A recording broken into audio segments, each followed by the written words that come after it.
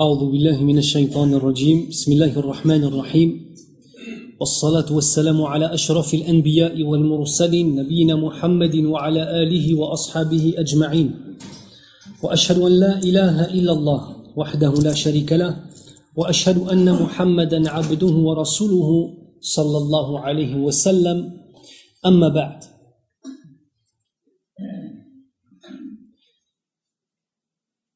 Le musulman ne voit pas le monde simplement à travers sa raison, à travers son expérience personnelle, à travers l'histoire de son peuple, à travers sa tradition, à travers le pays dans lequel il vit. Et bien évidemment, la première des choses, le premier des filtres qu'utilise le musulman pour regarder le monde, c'est la aqida. C'est le dogme et la croyance en Allah subhanahu wa ta'ala. Mais pas simplement le fait de dire que la aqida est plus importante que tout, mais le fait de le comprendre, de le ressentir, et que dans nos actions, il y a une conséquence à cette conception du monde. Quand on parle de la guidée, on oublie assez souvent de parler de la chose principale. De qui vient cette guidée? On se doit avant toute chose de regarder Al-Huda par rapport à la lumière de qui est Al-Hadi. Ça, c'est une chose qui est très importante. On se doit absolument de regarder chacune de nos décisions, chacune de nos actions, chacun de nos déplacements, et chaque chose et épreuve qui nous arrive, à travers quoi? À travers le fait que tout émane d'Allah Azza wa Jal. يقول رب العالمين وقل الحق من ربكم فمن شاء فليؤمن ومن شاء فليكفر. Et dit, déclare, ici c'est un amr pour le prophète sallallahu alayhi wa sallam, c'est un taklif pour le Nabi sallallahu alayhi wa sallam. وقل الحق من ربكم. La vérité éclatante ici dans le sens aussi du mode de vie de l'islam et de l'unicité absolue d'Allah Azza wa Jal émane de votre Seigneur. Celui qui le voudra d'entre vous, il croira. Et celui qui voudra délaisser cette croyance, il sera mécréant. Mais attention, on a dit que tout émanait de qui? D'Allah subhanahu wa ta'ala. Donc on se doit avant toute chose de comprendre que cette volonté de croire en Allah Azza wa Jal et ce tawfiq de la croyance en Allah subhanahu wa ta'ala, ou bien alors l'égarement de délaisser Allah azza wa jal, tout cela émane d'Allah subhanahu wa ta'ala. Toute chose émane d'Allah azza wa jal. Et même si toi, dans ta conception, tu choisis, sache qu'Allah azza wa jal est celui qui te motive et est celui qui fait que, il est celui qui met dans ton cœur la volonté de faire l'action, puis la force de mettre en application cette action, puis le tawfiq, la réussite dans cette action, et enfin, subhanallah, Allah au jour du jugement, il te récompense pour cela. Tout émane d'Allah Azza wa Jal. Le nom Al-Hadi n'apparaît que 2 fois dans le Coran Al-Karim, en tant que tel, parmi les noms d'Allah Azza wa Jal, Al-Hadi, celui qui guide. Et bien évidemment, Al-Huda, la guidée émanant d'Allah Azza wa Jal, est dans de très très nombreux passages du Coran. Parmi les 2 versets dans lesquels on voit le nom Al-Hadi, nous avons Bismillah ar-Rahman ar-Rahim wa inna Allah la hadi alladhina amanu ila siratin mustaqim. Wa inna Allah la hadi alladhina amanu ila siratin mustaqim. Et certes, Allah Azza wa Jal est celui qui guide ceux qui ont cru sur le chemin droit. Parce qu'il ne faut pas simplement croire que le fait d'être un musulman et d'être né musulman, et qu'on t'ait enseigné, que tes parents, jazahumullahu khair, t'aient enseigné la prière, t'aient enseigné le siyam, ça fait de toi forcément quelqu'un qui est ala sirat al-mustaqim. Combien de fois par jour on dit ihdina sirat al-mustaqim? Tu as le fait d'être musulman et tu as aussi le fait d'avoir la droiture dans cet islam. Et la droiture dans cet islam, c'est Allah Azza wa Jal qui te la donne, ya akhil karim. Wa inna Allah la hadi alladhina amanu ila siratin mustaqim. De même, Allah Azza wa Jal nous dit wa kafa bi rabbika hadiyan wa nasira. Et ton Seigneur est celui qui te suffit comme étant celui qui guide et qui donne la victoire. Tout émane de notre dogme. Et notre dogme, ce n'est pas simplement un livre sur lequel c'est marqué le dogme.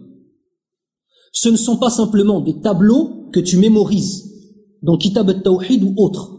Ça en fait partie. Et il faut les mémoriser. Et il faut savoir ce qu'est Ithbat al-Tawhid Illahi Azza wa Jal, bien évidemment. Et le fait de combattre le polythéisme. Mais si on s'arrête à ça, ça va donner une communauté comment? Ça va donner ce qu'on a aujourd'hui en France.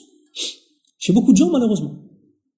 Un iddia bil-tawhid, un iddia bil-khuluq, alladhi qad jaa min at-tawhid, sadara min at-tawhid, wal haqiqatu laysat kadhalik.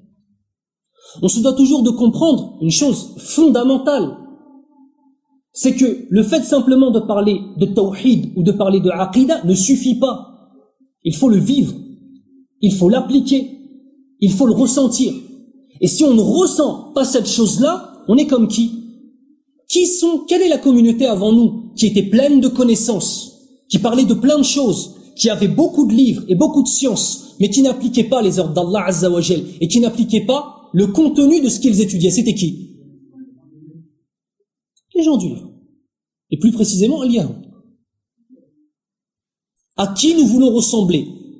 À notre prophète sallallahu alayhi wa sallam ou non? C'est aussi simple que ça. Ash-shu'ur, d'aham shay, que tu ressentes les choses que tu étudies. Par exemple, vous avez un imam, mashallah, tabarakallah, wa la nuzakki ala Allahi ahada, je le connais depuis de nombreuses années, c'est une grande chance pour vous d'avoir un homme de cette qualité, tabarakallah, mashallah, tabarakallah. Tous les durus qu'il vous a fait, tous les jumu'as qu'il vous a fait, quel est le résultat dans la communauté musulmane de Vauréal? Ça, c'est une question, et c'est pas une question qu'on pose à l'imam, c'est une question que vous devez vous poser à vous.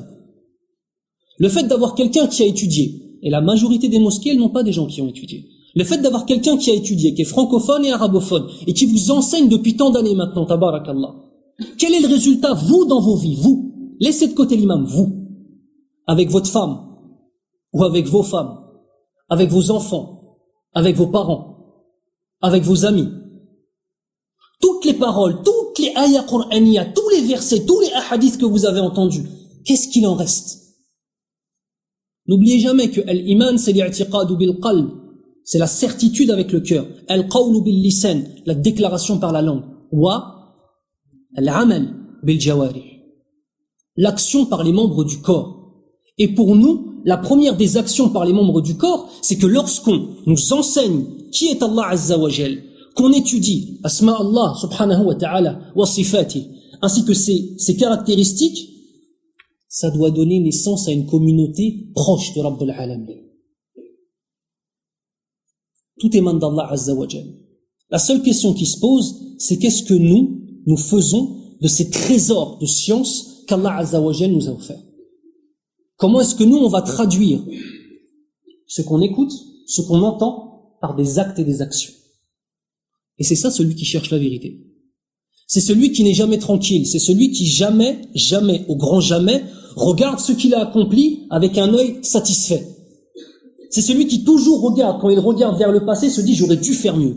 Pas « j'aurais pu », j'aurais dû faire mieux. Quand il regarde vers le futur, il se dit « je dois faire mieux, je dois évoluer ». À travers la connaissance, à travers la science. On verra tout à l'heure justement que la science est de trois sortes. La science avec spiritualité. Al-ilm ma'al wijdaniyya. La spiritualité sans la science. Al-wijdaniyya bidouni ilmi. Et enfin, la science avec la spiritualité. Et c'est celle-là qu'on cherche.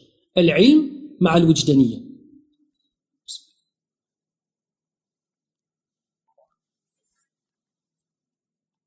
Le chercheur de vérité, je disais donc, alladhi yabhathu 'anil haqq, celui-ci a conscience pleinement qu'Allah Azza wa Jal fait attention à lui, l'aime et le berce, comment dirais-je, encore plus qu'un nouveau-né quand il est bercé par sa mère.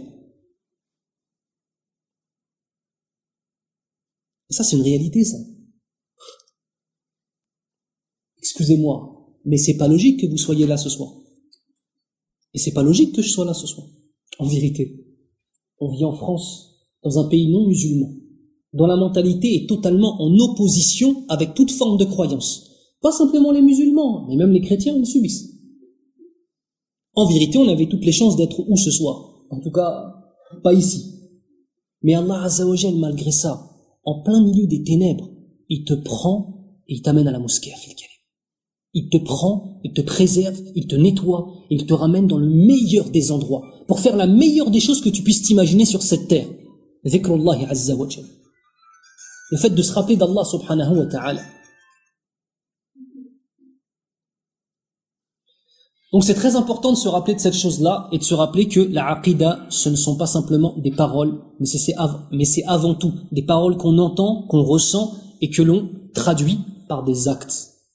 Parce que très souvent quand on dit aux gens al-khuluq, le bon comportement, عند كثير من الناس الخلق وصف زائد كأنه وصف زائد غير واجب غير أساسي.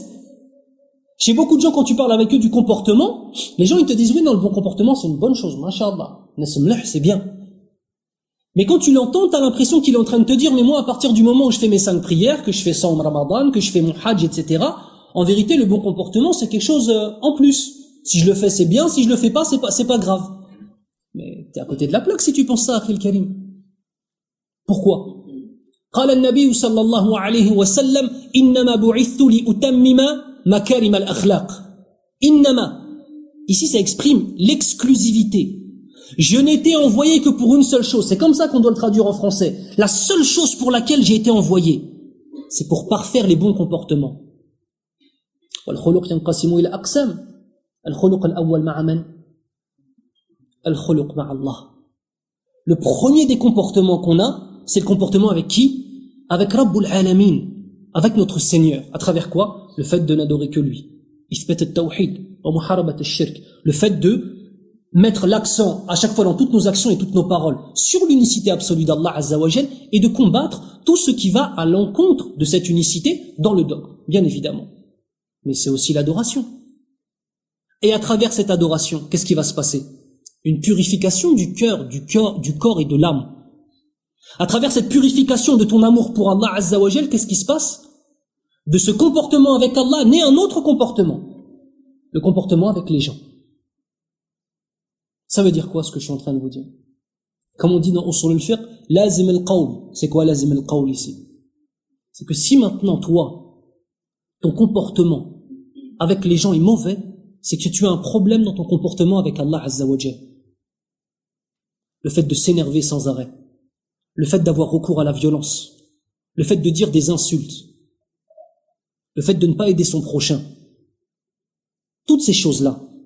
Ne crois pas simplement que lorsque tu as ce problème-là, parce que nous on est toujours rahimin envers nous-mêmes. Non mais Ma'ali j'étais fatigué. Non mais Ma'ali j'étais énervé aujourd'hui. Toujours en train de se trouver des excuses. Par contre, l'akharin, une personne même si elle a fait 30 ans de bien, une fois elle fait une erreur, qu'est-ce qu'on dit? Ma ra'aytu fihi khayran qat. Hein? Mais par contre nous-mêmes, on peut faire al-ajib ou al-ujab, et nous on est toujours en train de se donner des excuses à nous-mêmes. C'est vrai ou pas? Mais ça devrait être l'inverse. Voir chez ses frères, avant toute chose, l'excuse pour leurs actions, et voir en nous-mêmes une condamnation excessive même, comme faisaient les Sahaba radiyallahu anhum. Du comportement avec Allah Azza wa Jal naît le comportement avec les hommes, avec ses créatures. Et ça c'est extrêmement important. On se doit aussi de comprendre que notre vision du monde et comment est-ce que l'on comprend le monde autour de nous, comme on a dit, c'est par la aqidah, c'est par notre mode de vie qu'est l'islam. Et je ne dis pas notre religion qu'est l'islam. D'accord? Une religion, c'est une chose où tu as ton existence, tu as ta vie, et puis parfois tu te tournes vers ta religion. L'islam, c'est pas une religion. L'islam, c'est un mode de vie. Parce que l'islam, il englobe toutes les actions de ton existence. Et on va aller plus loin. Le fait que l'islam englobe toutes les actions de ton existence est une preuve que l'islam est la vérité. Pourquoi? Puisque le Coran al-Karim est censé être le dernier livre révélé par Allah Azza wa Jal, premièrement. Puisque la sharia al-islamiyya, la sharia, le mode de vie, la voie qu'Allah Azza wa Jal nous a donnée, est censé donc répondre à toutes les questions et à tous les problèmes. On est en droit d'exiger de cette sharia que tous les problèmes que l'on va rencontrer dans le monde, on ait une réponse à cela dans notre sharia. D'accord? Ça c'est une logique imparable, c'est obligatoire. Regardez, on va prendre un exemple. Il y a des exemples qu'on peut pas trop dire dans les mosquées en ce moment. On va prendre d'autres plus simples. L'alcoolisme. Ok. Aujourd'hui, la majorité des meurtres dans le monde interviennent, et sont faits par des gens qui sont sous effet d'alcool ou sous effet de drogue. C'est vrai ou pas? Akramakumullah, la majorité des viols dans le monde interviennent lorsque les gens sont sous effet de drogue ou bien d'alcool. Les femmes battues, la majorité des fois, c'est quand les hommes sont sous effet de drogue ou bien d'alcool. Les bagarres, les meurtres, toutes ces choses-là interviennent dans la quasi-totalité des situations parce que les gens sont sous effet de drogue ou d'alcool. D'accord. Qu'est-ce que la religion juive propose pour répondre à ce problème-là? Rien du tout, Akhil Karim. Qu'est-ce que la religion chrétienne propose pour répondre à ce problème-là? La réponse c'est rien du tout. Même à la messe, moi j'étais chrétien, à la messe on boit du vin. Le sang du Christ, Gallek. Dam Isa, a'udhu billah. Il est ça. L'islam intervient et dit et ordonne la solution parfaite. Quoi? L'interdiction totale. Ce qui fait que dans les pays musulmans, ce sont les pays où on a le moins de personnes qui meurent dans des accidents de voiture à cause de l'alcool. Bon, certaines fois, ils meurent à cause de la mauvaise conduite. Mais imaginez-vous si on avait l'alcool en plus. A'udhu billah. Le moins de meurtres sous l'effet de l'alcool, etc., etc., etc. Le moins de viols, akramakumullah. Quand je vivais en Arabie Saoudite à Médine, et pour dire, mashallah, il a vécu en Arabie aussi, quand il y avait akramakumullah un viol à Médine, ça faisait la une du journal. En France, toutes les 3 minutes, il y a une femme qui se fait violer. On ne peut pas comparer al-dhulumat wa an-nur. Il y a encore plein d'autres exemples, mais avec le contexte actuel, on ne peut pas trop en parler. Mais muhim, c'est très important de comprendre que Allah Azza wa Jal nous donne, dans toutes les dimensions de nos existences, grâce à ce mode de vie qu'est l'islam, la solution à tout. Et le problème, c'est qu'aujourd'hui, les musulmans ne reviennent pas à cette charia. Ne reviennent pas à cette charia. Ou alors ils y reviennent quand quoi? Quand il y a un divorce. Que quand il y a des problèmes. Quand il y a un mort, pour venir laver le mort, pour venir faire des du'a, pour venir qara le Coran ou des choses comme ça. Le musulman se doit d'avoir une relation très étroite avec la charia d'Allah Azza wa Jal. Parce que la charia d'Allah Azza wa Jal, c'est quoi? C'est la voie. C'est quoi la définition de la charia? La voie que tu dois emprunter pour arriver à la satisfaction d'Allah Azza wa Jal. Ni plus ni moins. At-tariq ila ridwanillahi Azza wa Jal. هذه هي الشريعة. Sans la charia, tu n'as pas cela, tout simplement. Et j'aimerais faire une petite parenthèse. Il y a des convertis ici? Il y a des convertis à l'islam ou pas? Pas de convertis à l'islam? Il y a plein de convertis maintenant, c'est fini ça. C'était en 2000 où il y avait un converti par mosquée. Il y a plein de convertis maintenant, non? Subhanallah. Taïb. Alors toi mon frère, Akhi, j'ai quelque chose de spécial pour toi, Akhi al-Fadil. Et que je me dis aussi à moi-même parce que je suis un converti. On se doit absolument d'avoir conscience qu'Allah Azza wa Jal, au moment où on s'est converti à l'islam, Allah il nous a aimés. Tu peux en avoir la certitude. Au moment où Allah Azza wa Jal il t'a guidé, ça veut dire qu'il t'a aimé. Rabbul Alamin, alladhi khalaqa as-samawati wal ard, celui qui a créé les cieux et la terre. Al-Hayyul Qayyum, le vivant par excellence, celui qui n'a ni début ni fin et qui n'a besoin de personne alors que tout le monde a besoin de lui. Il t'a pris des ténèbres de la mécréance pour te ramener dans la lumière de l'islam. La seule question à se poser, Akhil Karim, c'est quel musulman es-tu devenu? Es-tu devenu un musulman de qualité ou pas? Es-tu devenu un musulman qui est utile à sa communauté? Parce qu'on doit toujours se rappeler d'une chose. L'islam n'a pas besoin de nous. Ça doit être bien clair dans nos têtes. Al-Islam la yahtaju ilayna. Nahnu nahtaj ila al-Islam. L'islam n'a pas besoin de vous et n'a pas besoin de moi. Pour exister, pour s'élever, pour se développer. C'est nous qui avons besoin de l'islam. Et parfois cette chose-là, on a tendance à l'oublier. Pourquoi? Parce qu'on s'investit pas pour la communauté musulmane. Et c'est scandaleux qu'à par exemple un converti à l'islam n'apprenne pas la langue arabe. Alors que dire des Arabes, des Maghrébins qui apprennent pas l'arabe? Le aïb, il est encore plus grand. Je sais même pas comment dire. C'est aïb. Aïb. Chouma, c'est honteux de ne pas apprendre la langue arabe. Pourquoi? Le Coran al-Karim, qui est Kalamullah Azza wa Jal, qui est la parole d'Allah Azza wa Jal, a été descendu en arabe. Et le miracle parfait de l'islam jusqu'à Yawm al-Qiyamah, c'est le Coran al-Karim. Ça veut dire qu'en vérité, la personne, si elle n'apprend pas l'arabe, son attitude traduit quoi? Qu'il n'a même pas envie de comprendre la parole d'Allah Azza wa Jal. Parce que le Coran al-Karim et sa traduction en langue française, quand tu le lis, et le Coran al-Karim, lorsque tu le comprends en arabe, c'est deux mondes complètement différents. Et toute personne qui n'est pas arabophone et qui ne cherche pas à apprendre l'arabe, ittaqillah. Crains Allah Azza wa Jal. Allah Azza wa Jal te prend, te guide, préserve tes enfants, donne l'islam à tes enfants, t'accorde la santé, te donne toutes ces bonnes choses-là. Et nous, en échange, on va même pas avoir simplement la motivation à essayer de comprendre ce trésor qu'est le Coran al-Karim. Quel type de musulman on est? Et l'islam n'a pas besoin d'un grand nombre de musulmans, parce que on est beaucoup ou pas dans le monde? 1,6 milliard, c'est ça? Billah alayk.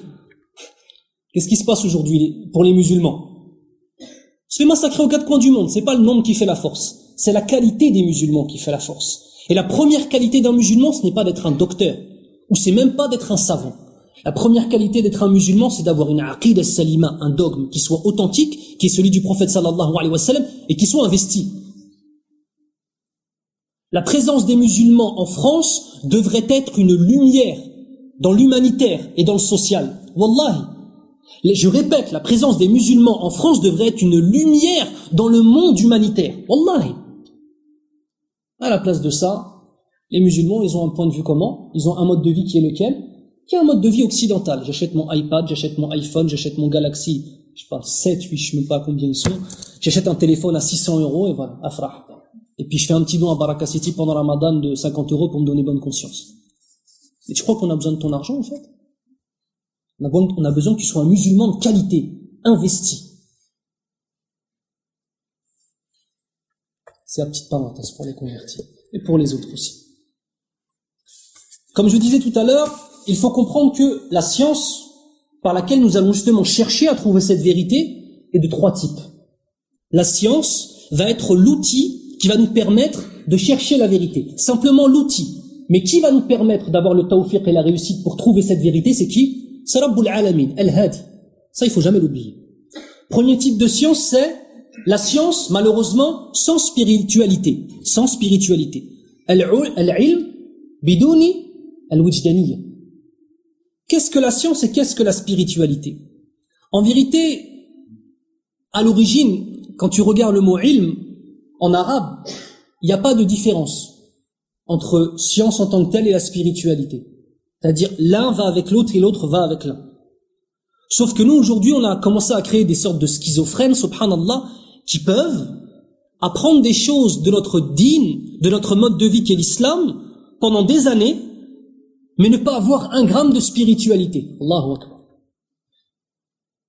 قال النبي صلى الله عليه وسلم سلوا الله علما نافعا وتعوذوا بالله من علم لا ينفع. Demandez à Allah Azza wa Jal de vous accorder, implorez Allah Azza wa Jal de vous accorder une science utile. Pas une science où quand tu apprends et quand tu lis les hadiths et quand tu entends les versets du Coran al-Karim, que ça ne fasse rien dans ta poitrine et que ça ne se concrétise pas par des actes. Al-ilm nafi', c'est lequel? C'est celui quand tu l'entends, il te change, akhi. C'est celui quand tu entends des versets. Qui a eu le cœur qui a tremblé tout à l'heure pendant Surat al-Fajr?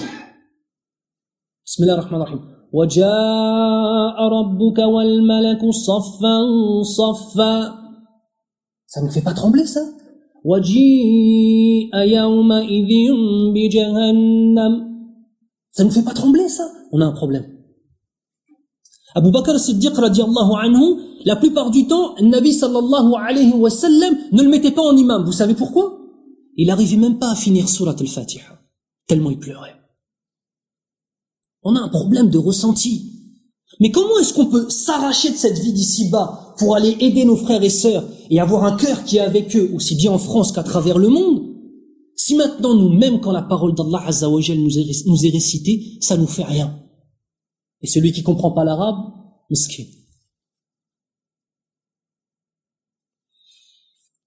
Ibn Qayyim al-Jawziyya rahimahullah, dans son kitab Madarij Salikin, et je répète très souvent cette parole-là, il a un chapitre qui dit Al-farqu bayna al-ilmi wal-ma'rifati. La différence entre savoir et savoir en ressentant les choses. C'est complètement différent, ya akhi al-karim. Allah ya akhi. J'ai vu des gens, sarahatan, ils savaient ni lire ni écrire. Ni lire, ni écrire. et ils ont mémorisé que quelques sourates du Coran al-Karim. Mais tu sais quoi? Une générosité comme j'ai quasiment jamais vu dans mon existence. Un respect des gens comme j'ai rarement vu dans ma vie. Un amour d'Allah Azza wa Jal et de son prophète sallallahu alayhi wa sallam comme tu en vois peu dans ta vie. Et j'en ai vu d'autres, Akhil Karim. Allah, ajib al-ujab. Des gens qui avaient mémorisé le Coran al-Karim, mais qui volent, qui mentent, Akhil Karim. Il est où le problème? À quel moment il y a eu un problème là? À quel moment il y a une chose qui n'a pas suivi? Arrivé à un moment, la personne elle s'est contentée de prendre des sciences, des ma'loumat. Cette personne-là, en vérité, qui connaît le Coran al-Karim par cœur, mais qui n'a pas d'honnêteté dans sa vie, qui n'a pas un investissement pour sa communauté, cette personne-là, en vérité, elle n'a pas du ilm, elle a des ma'loumat. Elle a des mots qu'elle a enregistrés dans son cerveau, ni plus ni moins. Et Yawm al-Qiyamah, ce Coran, c'est contre lui. Une science sans spiritualité, ça n'avance à rien. Belle, Yawm al-Qiyamah, c'est un danger pour nous. Ça fait combien d'années que tu fais la prière? Combien? 2 ans? 5 ans? 20 ans? 30 ans? D'accord. T'es concentré dans ta prière? Est-ce que t'es concentré? Les gens, quand ils prient, tu sais pas s'ils prient ou s'ils sont... Il y a des gens, ils prient, ils regardent leur montre, ils lèvent la tête, ils bougent. Tu te dis, subhanallah. Tu te dis, mais ça fait combien de temps qu'il a commencé à prier? Ça fait 2 jours, miskin. Je dis, fait din ou quoi? Non. Ça fait 2 ans, 3 ans, 5 ans, 10 ans, 20 ans, 30 ans. Est-ce que vous savez que peut-être qu'Allah Azza wa Jal ne va pas accepter une seule raka'a? Est-ce que vous avez conscience de ça? قد لا يقبل الله سبحانه وتعالى ركعة واحدة مما قدمت له. لا واحدة, لا. C'est pas parce qu'on a fait la prière pendant 5 ans, 10 ans, 20 ans, 30 ans que forcément c'est compté. Mais peut-être qu'Allah il va même pas l'accepter, même pas un sujoud. Est-ce que quand on fait la prière, on a conscience de ça? C'est ça l'ilm avec al-wijdaniyya. C'est ça la science avec la spiritualité. Où tu te remets en question.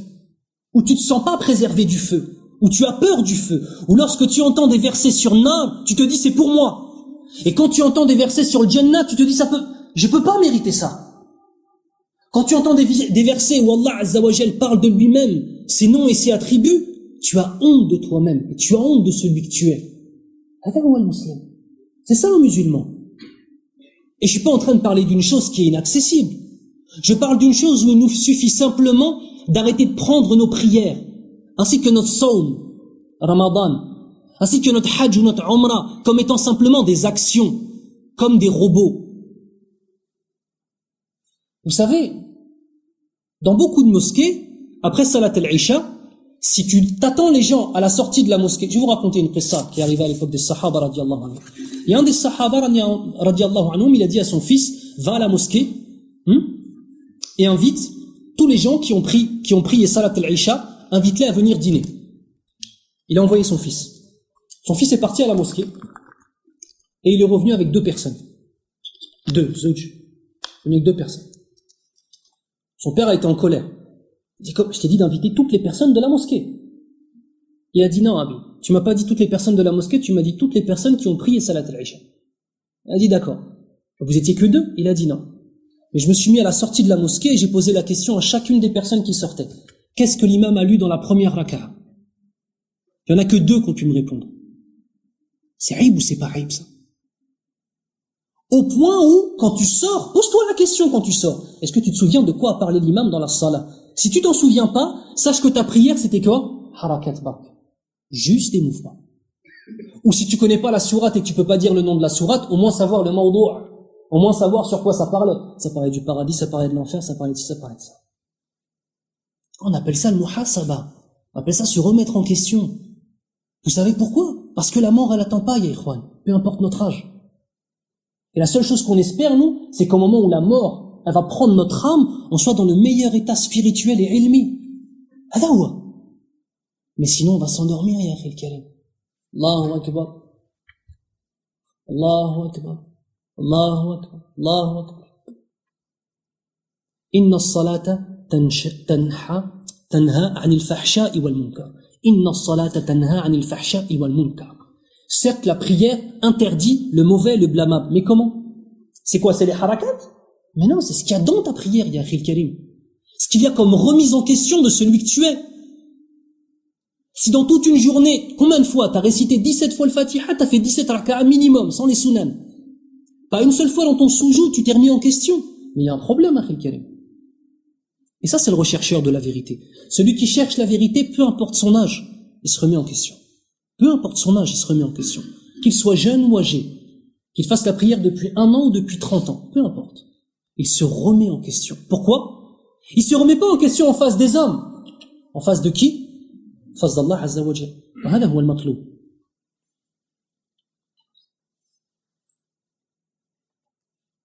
Le deuxième type, c'est la spiritualité sans science. Al-wujdaniya biduni ilm. Il y a des gens, mashallah, ils aiment Allah et son prophète sallallahu alayhi wa sallam. Et dès qu'ils peuvent, ils vont faire des adorations.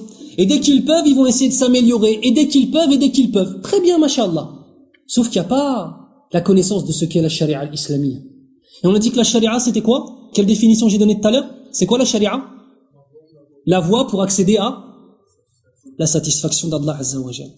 La personne, elle aime Allah, mais elle n'arrive pas, elle ne connaît pas la voie et le chemin qu'elle doit prendre pour arriver à ça. Qu'est-ce qui se passe?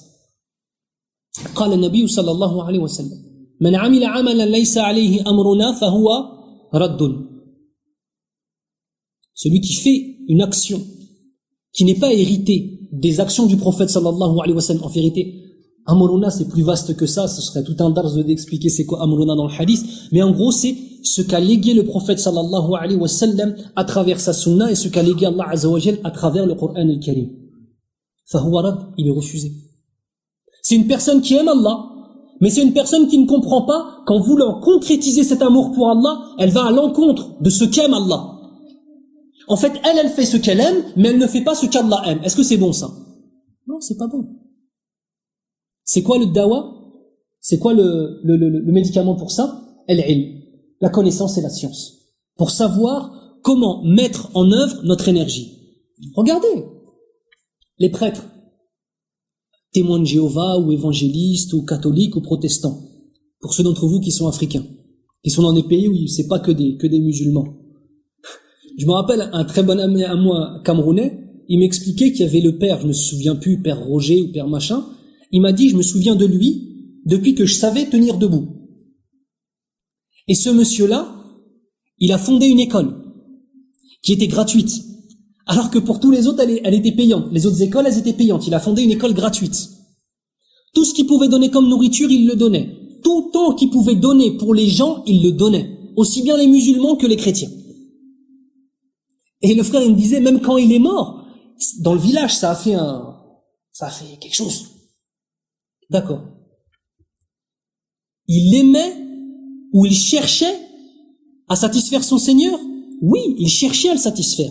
Sauf que, illa annahu kana kafiran billahi azza wa jalla. C'est-à-dire, cette personne-là, tu vas la regarder, tu vas voir qu'il y a des actions parfois qui sont beaucoup plus investies que des actions de gens qui sont musulmans. Mais comment ça?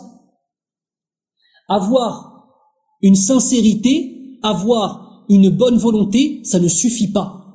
C'est pas parce qu'on fait une action en se disant que j'aime Allah et donc je fais cette action pour Allah qu'Allah va l'accepter. Non, peut-être qu'Allah il va te punir pour cela. Peut-être que tu vas aller en enfer pendant une certaine période à cause d'actions que toi tu as fait par amour pour Allah. Pourquoi? Man amila amalan laysa alayhi amruna fahuwa raddun.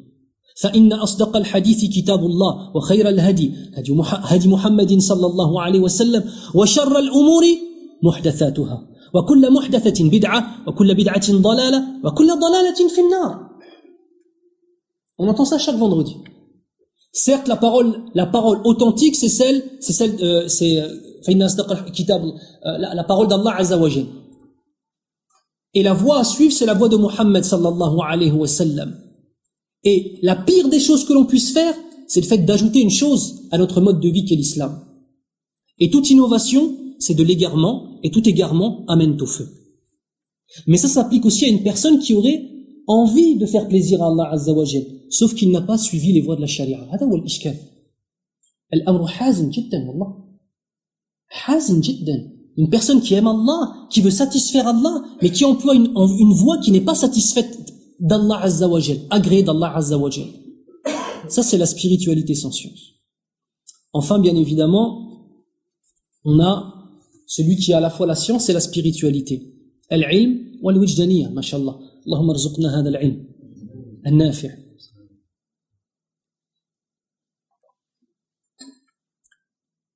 Allah Azza wa Jal dit dans le Coran al-Karim, innama yakhsha Allah min ibadihi al-ulama'u. Certes, innama, c'est le même innama que tout à l'heure. Innama bu'ithtu li utammima. Innama al-mu'minuna alladhina idha dhukira Allah wajilat qulubuhum ila akhirih. C'est l'exclusivité, al-hasr, l'exclusivité. Innama yakhsha Allah, les seuls réellement à craindre Allah parmi ses esclaves, ce sont les savants. Mais de quels savants parle-t-on? Cheikh al-Islam Ibn Taymiyyah rahimahullah, il ramène ici, il nous dit qu'il y a un mahdhouf ici, qu'il y a une partie du verset en vérité qui est sous-entendue, qui est al-ulama ou bihi, al-ulama ou billah. Les seuls à réellement craindre Allah Azza wa Jal, c'est ceux qui connaissent Allah Azza wa Jal. Ça veut dire c'est pas uniquement les grands savants, ça peut être toi, ça peut être toi, ça peut être moi, Inch'Allah, ça peut être nous. À partir du moment où, lorsque l'on apprend quelque chose, on l'apprend avec sérieux et on l'applique. Et on l'applique. Notre problème, c'est qu'on a la voix, on a la vérité, mais on n'applique pas. Hada wal ishkal. Prendre les choses, les comprendre et les appliquer. Omar ibn Khattab radiyallahu anhu, combien de temps il a mis pour Surat al-Baqarah, Cheikh? Ouais, 9 ans ou là 12 ans? Ibn Omar, combien de temps? 8 ans ou 9 ans. Ibn Omar radiyallahu anhu, il a mis 8 ans à prendre Surat al-Baqarah. 8 ans. Al-Baqarah, si t'es pas trop fainéant, Inch'Allah, allez, 1 page par semaine, allez, regarde, ça va pris ton temps.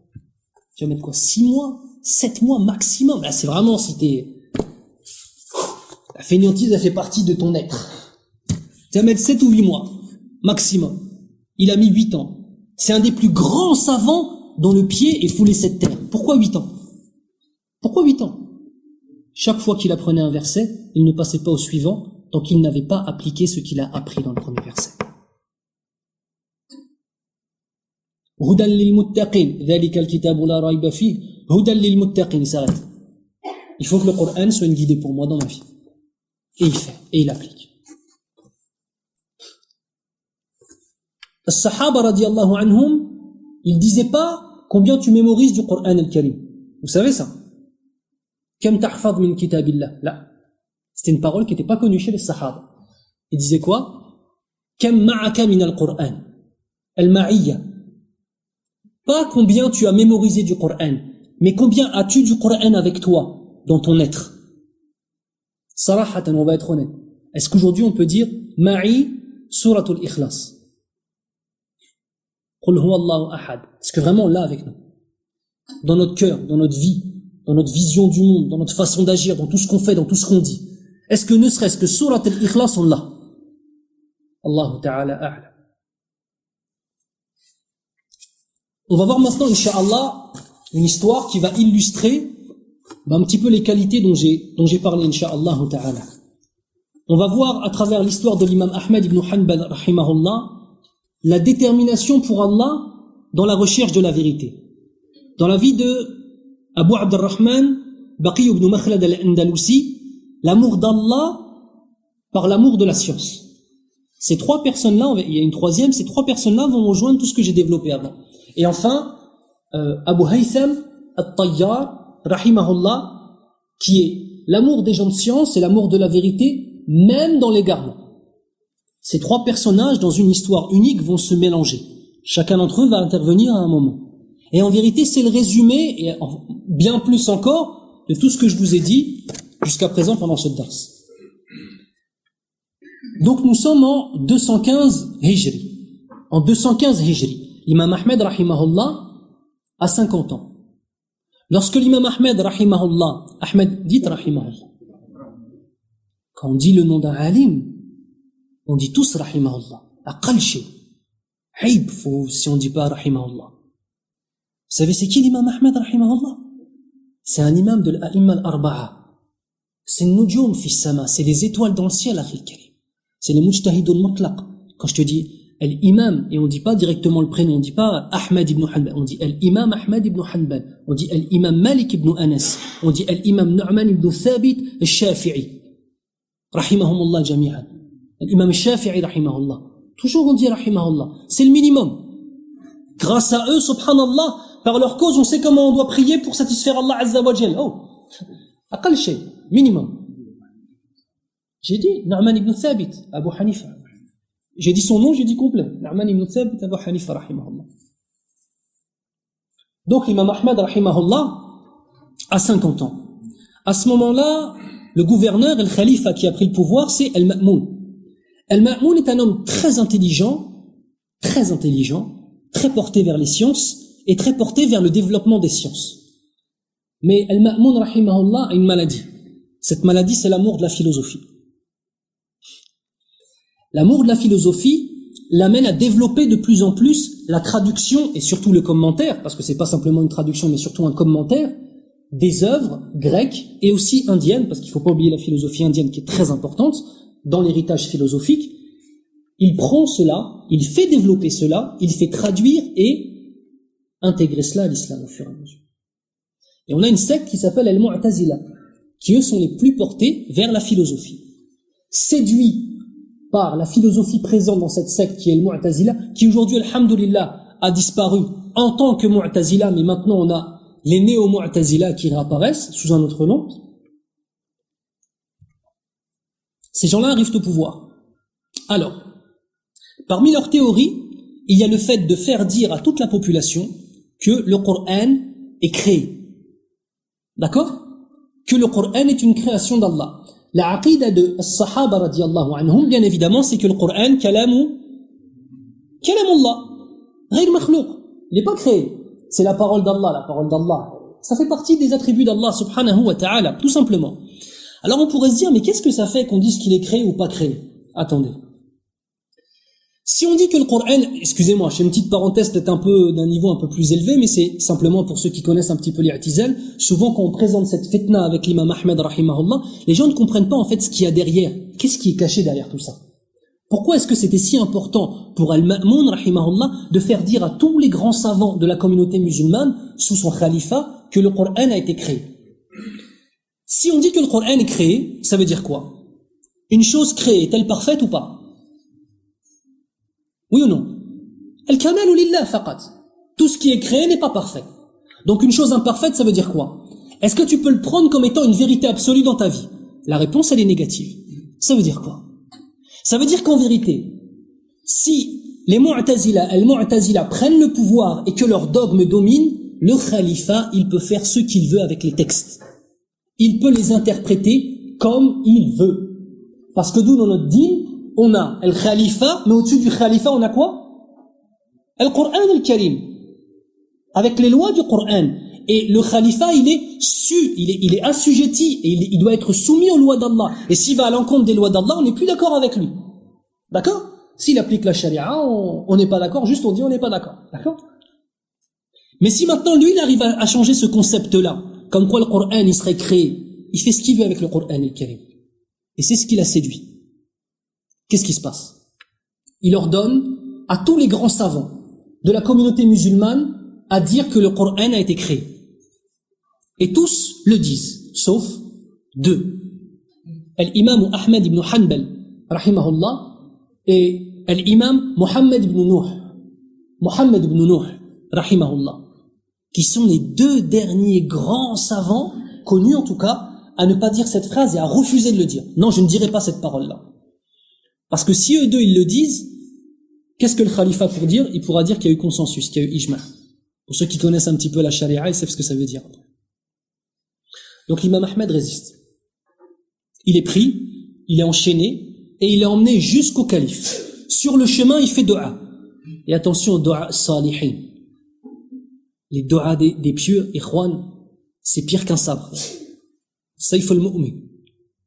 Il fait dua de ne jamais rencontrer le Ma'moun. Qu'est-ce qui se passe?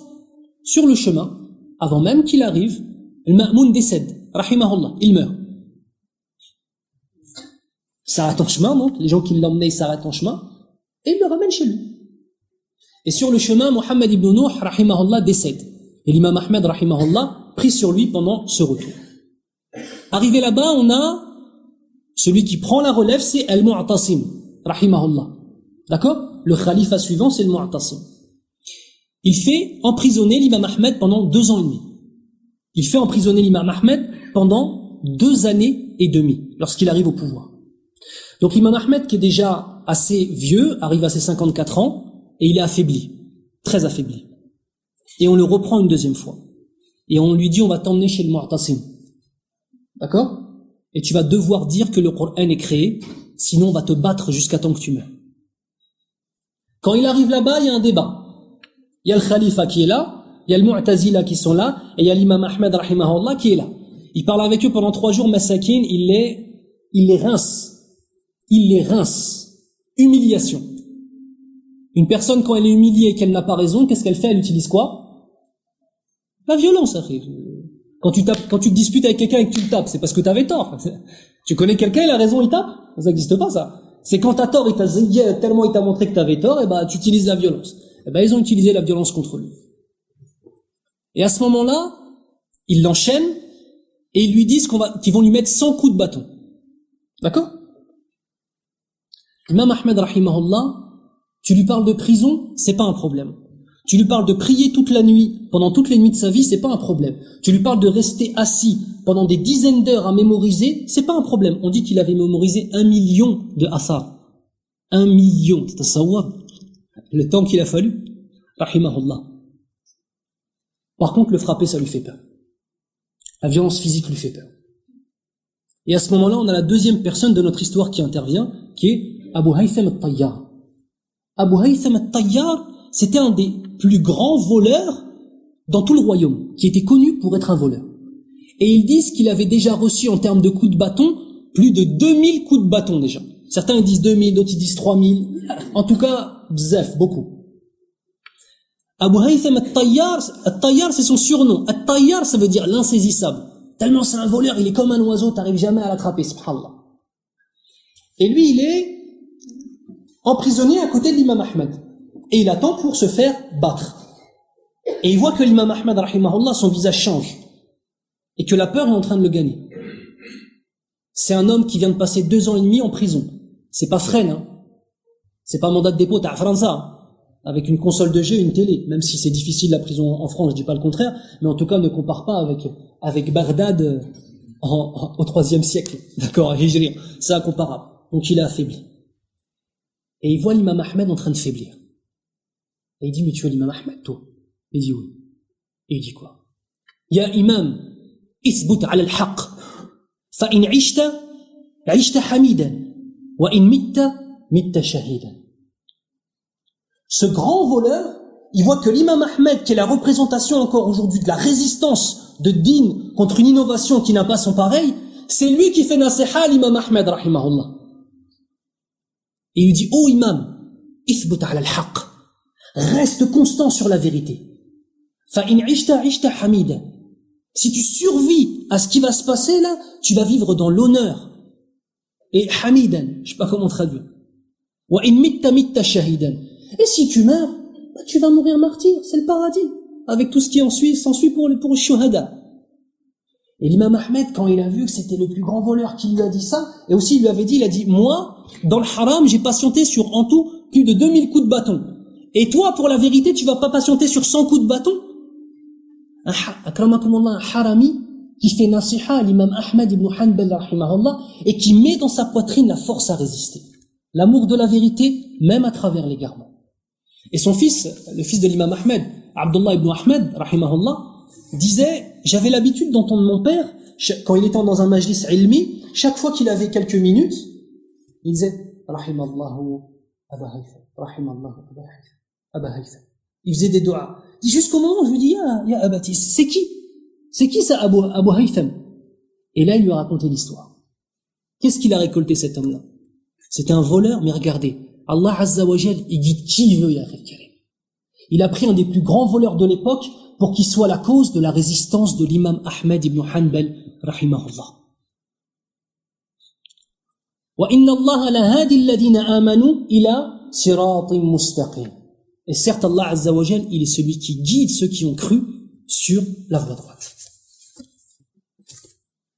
Puis l'imam Ahmed reçoit les 30 coups de fouet. Enfin, il reçoit des coups de fouet. À partir de 30 coups de fouet, il s'évanouit. Et là, le Mu'tasim, il se dit, on a tué l'imam Ahmed. S'il meurt et qu'il n'a pas voulu dire cette parole, qui a gagné? C'est l'imam Ahmed, rahimahullah. Donc il veut pas ça. Il dit arrêtez tous. Ils le prennent, ils le soignent, ils le renvoient à Bagdad, mais il n'a pas le droit d'enseigner. D'accord? Est-ce que Al-Mu'tasim, rahimahullah, il a réussi à atteindre son objectif? La réponse, elle est négative. Et à partir de ce moment-là, l'imam Ahmed, il a pris un surnom que tout le monde lui a donné, c'est Imam ou Ahl Sunnah wal Jama'a. L'imam de Ahl Sunnah wal Jama'a, parce que par sa résistance, il a sauvé le dogme salim, alhamdulillah, l'aqidah salim. Notre troisième personne intervient dans l'histoire. Il s'appelle Abu Abdurrahman Baqi ibn Makhlad al-Andalusi, un des plus grands muhaddithoun. Et il a même écrit un tafsir. D'ailleurs, j'ai lu récemment, je sais pas si tu as lu, qu'ils avaient retrouvé son tafsir en Turquie. C'est un tafsir qui disent qu'un volume et une qualité autant que le tafsir de l'imam al-Tabari, rahimahullah. Et il avait été perdu, et là apparemment, c'était un site assez sérieux, Inch'Allah, j'espère que l'information est vraie, ils ont retrouvé Martout. Donc si on récupère, là ça va être un trésor, subhanallah, qui nous avait échappé et qui pourtant, on avait des morceaux en fait de ce tafsir dans d'autres livres. Mais on n'avait jamais retrouvé une nusra entière. Là ils ont retrouvé apparemment en Turquie. Inch'Allah, j'espère. Par contre, il avait fait aussi un musnad et il n'a jamais été retrouvé. À cette époque-là, il a 20 ans. Il étudie chez les ulama d'Al-Andalus, donc l'Andalousie, l'actuelle Espagne, avec aussi le sud de la France, faut pas l'oublier, aussi le nord de l'Italie, avec aussi la Sicile, etc. Tout ça, ça appartient aux musulmans à cette époque-là, pendant quasiment 1000 ans. Il étudie chez les ulama, chez les muhaddithoun khassatan de l'Andalousie, et il décide d'aller voir le plus grand muhaddith de son temps. C'est qui? L'imam Ahmed, rahimahullah. Problème technique. Il habite en Andalousie, et l'imam Ahmed, il habite où? À Bagdad. Donc ça fait long ou pas? Il n'y a pas Khoutout Saoudia ou Khoutout al-Iraq pour aller jusque là-bas vite fait. Et puis les gens, personne n'a une telle somme pour faire un voyage d'un coup. Donc comment ça se passait avant? Même les anciens, peut-être même certains anciens ils l'ont fait, ou alors l'aba ta'hum. Peut-être vos pères, ils ont fait le hajj à pied, non? Il y en a certains, leur grand-père ou leur père, il a fait le hajj à pied. Combien de temps ils mettaient? Ils mettaient quasiment 1 an. Pourquoi? Parce qu'il y en avait. La plupart, ils n'avaient pas assez d'argent. Donc ils partaient, par exemple, s'ils partent de l'actuel, c'est des hudud qui veulent rien dire, mais l'actuel Maghreb, et ensuite il voyageait jusqu'à l'actuel Jazaïr, il avait plus d'argent, il s'arrêtait, il travaillait. Il mettait de côté jusqu'à la Tunisie. Il prend, il travaille, il va jusqu'en Andalousie. Et en Andalousie, enfin retour, jusqu'en Libye, ensuite jusqu'à Massar. Il mettait du temps comme ça. Et quand il partait, il faisait vraiment il faisait l'adieu à tout le monde, il faisait leur, comment on appelle ça? Leur testament, etc. Parce qu'ils n'étaient pas sûrs de revenir avec tous les voleurs de grands chemins, etc., etc. Donc, Baqi ibn Makhlad, rahimahullah, il part pour l'Andalousie. Certains, ils disent que son voyage a duré entre, j'ai lu 2 ans, j'ai lu 3 ans, j'ai lu 5 ans. Hein? Il va à Bagdad. Depuis l'Andalousie, il part jusqu'à Bagdad, à pied. Certains ils disent qu'il a mis 2 ans, d'autres ils disent qu'il a mis 3 ans, d'autres j'ai même lu qu'il a mis 5 ans. Allahu ta'ala a'lam. Mais je peux te dire, Akhil Kalim, que même un voyage de 1 mois à pied, je sais pas si je pourrais le faire. Enfin non, je pourrais pas le faire.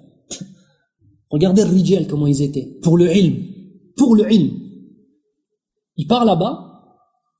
Quand il arrive, il y a eu toute l'histoire que je vous ai expliquée avec l'imam Ahmed. Et l'imam Ahmed, est-ce qu'il a encore le droit d'enseigner?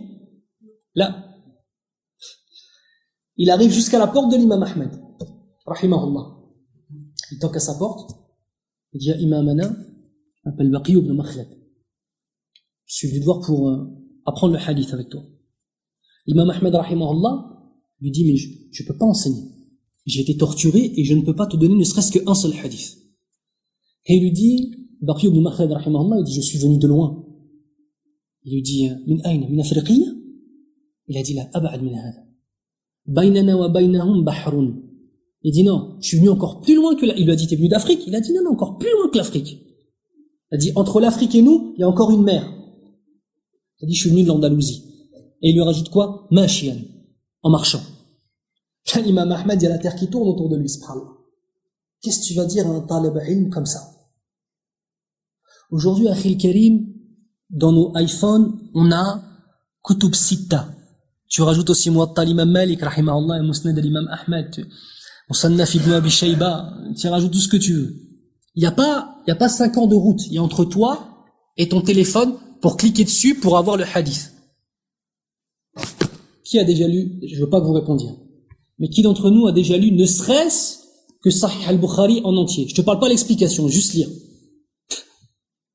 Sahih Muslim, juste lire. Je te parle pas de mémoriser, je te parle même pas du sharh, juste lire. Pourtant, là, dans le téléphone, il n'y a qu'à juste faire ça. Attends, je veux pas haïr ton téléphone, mashallah, tabarakallah. Qu'à juste faire ça. Et c'est bon, t'as tout. Ça, holala. Il a fait un voyage de 5 ans pour aller prendre des hadiths. Et l'imam Ahmed, rahimahullah, il dit non, je peux pas t'enseigner. L'imam Ahmed, il est gêné. Il dit, celui-là, c'est un talib ilmina, un vrai subhanallah. La motivation. Il dit, j'ai une idée. Il dit, tu viens d'arriver dans la ville. Est-ce que t'es parti chez d'autres ulémas avant moi? En fait, il est parti chez un alim pour questionner sur l'imam Ahmed, etc. Mais les gens de la ville de Bagdad ne le connaissent pas. Ils savent pas que c'est un talib ilm, que c'est un étudiant en sciences. Il a dit, reste comme ça. Ne t'assois chez personne pour que personne ne sache que t'es un étudiant. Par contre, tous les jours, tu vas venir chez moi en te déguisant en mendiant, en meskin. D'accord? Et tu vas dire la parole que disent les mesakines quand ils veulent faire la manche, et ils disent quoi? Al-ajra rahimakumullah. Tous les jours, tu vas venir me voir habillé comme les mesakines et tu vas me demander l'aumône. Et moi, ce que je vais faire quand je vais sortir de chez moi pour te donner de l'aumône, je vais te dire des hadiths. Regardez les hirs. On dit qu'il a récolté plus de 300 hadiths comme ça. Combien de temps? Et ensuite, l'imam Ahmed, rahimahullah, après cela, on a eu Al-Wathiq et ensuite Al-Mutawakkil. Et quand il y a eu Al-Mutawakkil, parmi les dirigeants, Al-Mutawakkil, bihamdillahi azza wa jal, lui, il était sur la aqida de Nabi sallallahu alayhi wa sallam, et il a redonné l'autorisation à l'imam Ahmed, rahimahullah, d'enseigner, et il en a fait. Il lui a redonné son statut de grand imam de la communauté musulmane. Et l'imam Ahmed, rahimahullah, après cela, il est resté, Baqi ibn Makhlad, rahimahullah, est resté avec l'imam Ahmed pendant de très très nombreuses années. Et l'imam Ahmed, rahimahullah, il avait toujours une place. Vous savez, la meilleure place pour un cheikh, c'est devant lui à sa droite. Hein? C'est la place de l'ahbab, ça. Et il gardait toujours cette place pour lui. Toujours. Toujours. Personne n'avait le droit de s'asseoir ici, sauf Baqi ibn Makhlad. Et quand vous voyez chez ses élèves, At-Takasu, ces élèves les élèves de l'imam Ahmed, sûrement que le dernier des élèves de l'imam Ahmed, rahimahullah, il a plus de science aujourd'hui que certainement si tu prends tous les ulémas d'aujourd'hui, tu les mets en une seule personne. Vous comprenez? Et quand l'imam Ahmed, rahimahullah, il voyait un de ses élèves qu'il pensait, lui, un peu démotivé, il regardait Baqi ibn Makhlad, il disait, il disait, lui, c'est un étudiant en sciences. Il est rentré dans son cœur. On a vu une personne qui cherche la vérité et qui protège la vérité au prix de tout ce qu'il a dans sa vie, au prix de se faire torturer. Est-ce que toi, t'es prêt à subir ça? On a vu un homme qui, même au milieu de l'égarement, a été là au bon moment pour donner le courage à un des plus grands imams que cette terre ait jamais porté, à résister et à rester sur la voie droite.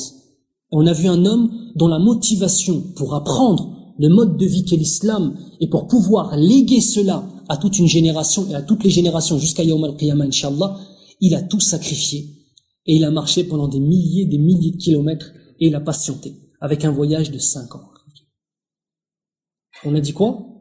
Le musulman, c'est celui qui, lorsqu'il entend des versets, lorsqu'il entend des hadiths du prophète sallallahu alayhi wa sallam, et lorsqu'il entend les histoires de sahaba radiallahu anhum ou des pieux de la communauté et avant toute chose de Nabi sallallahu alayhi wa sallam, il se dit, tout ce que j'ai entendu, comment vais-je faire pour l'intérioriser, changer et être meilleur?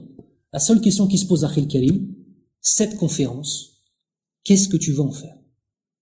C'est ça la seule question. Qu'est-ce que tu veux en faire? C'est ça la question. tu vas en faire une chose qui va changer ta vision des choses dans certaines choses, ta vision des choses dans certains événements de ton existence, ou bien alors tu vas dire, c'était pas mal, surtout l'histoire de la fin, et puis demain ou dans une heure tu auras oublié, ou alors est-ce que peut-être tu vas te dire, subhanallah, le nom je m'en souviens plus, dès que je rentre chez moi je note au moins le nom, ça m'a motivé, subhanallah, c'est vrai il a raison, faut que j'apprenne la langue arabe. C'est vrai il a raison, quand il m'a dit que le pire des feignants de cette terre, il mettrait 7 mois à apprendre Surat al-Baqarah, il m'a mis une claque là. Je vais me mettre à apprendre du Coran al-Karim, un vrai programme dans le Coran al-Karim. La seule question, c'est pas, est-ce qu'il y a des gens pour nous rappeler Allah Azza wa Jal? Kain, mashallah, alhamdulillah. Vous avez le Coran, vous avez les hadiths du prophète sallallahu alayhi wa sallam, il y aura toujours des gens qui portent de la science, qui seront là pour vous rappeler, incha'Allah.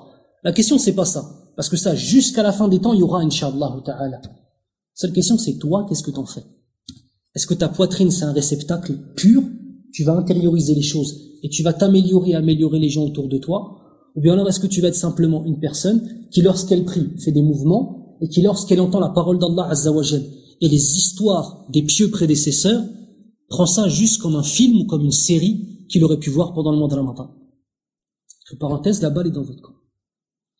فنسأل الله سبحانه وتعالى أن يرزقنا الإخلاص ونسأله سبحانه وتعالى أن يرزقنا التوفيق وأن يجعلنا من المخلصين ثم من المخلصين ونسأل الله سبحانه وتعالى أن يرزقنا علما ينفع نافعا وأن يحفظنا من علم لا ينفع وأن يرزقنا العمل بما فهمنا وشعرنا سبحانك اللهم وبحمدك أشهد أن لا إله إلا أنت أستغفرك وأتوب إليك وفيكم بارك الله.